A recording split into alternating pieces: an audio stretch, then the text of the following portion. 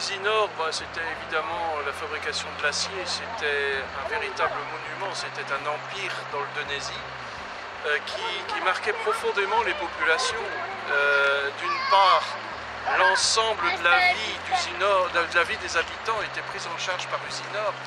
Il y avait la maternité d'Usinor, l'église qui est ici a été largement financée par Usinor, il y avait les maisons qui appartenaient à Usinor, et puis tous les services sociaux, à savoir les dispensaires, l'hôpital, qui est situé dans les locaux qu'on voit là-bas, la formation des jeunes et les écoles, avec en plus cette sécurité que les gens avaient, qui trouveraient du boulot.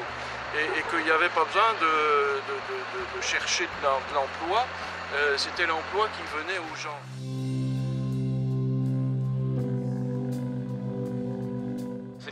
Alors de fait, cette église qui date de 1905 à peu près, qu'on appelle l'église du Sacré-Cœur, était en mauvais état. Il y avait énormément de travaux à y faire pour à peu près 1 million d'euros. Elle appartient au diocèse, le diocèse ne pouvait évidemment pas suivre, donc on était avec une grosse écharde dans la chair et on a élaboré un peu à la fois un projet de permettre à cette église de devenir le lieu d'hébergement pour des écoles de production, c'est-à-dire des écoles qui permettent à des jeunes en décrochage scolaire d'apprendre un métier performant. L'école de production, une première école de production a ouvert, c'est une école de bois, de menuiserie. Si nous obtenons les crédits nécessaires, cette église va devenir le lieu où seront hébergées d'autres écoles de production. On a espoir de créer une école de production haute couture, ce qui permet aussi de donner dans l'excellence, alors qu'on considère un peu Denain comme une ville déchue. Et bien là, on voudrait prouver que ce n'est pas du tout le cas et qu'on a suffisamment de ressorts, d'énergie et de talent pour arriver, j'allais dire, au zénith de la production française.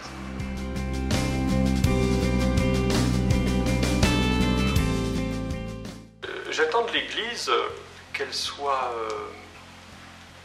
adaptable, qu'elle soit, je ne vais pas dire personnalisée, etc., mais quelque chose qui puisse nous attirer vers l'une ou l'autre selon notre temps, notre disponibilité, nos envies, si on est en famille ou si on est seul, selon nos états d'âme. Enfin, il y a plein de choses qui peuvent nous orienter vers telle église, telle paroisse, telle communauté. Et donc j'attends cette adaptabilité, et puis j'attends aussi qu'ils conservent leur côté traditionnel, leur côté contemplatif, méditatif et le silence. On est dans une société qui fait trop de bruit, on parle de trop, et donc des lieux où le recueillement est réel, et ça a toujours eu lieu, et ça il ne faut pas le perdre.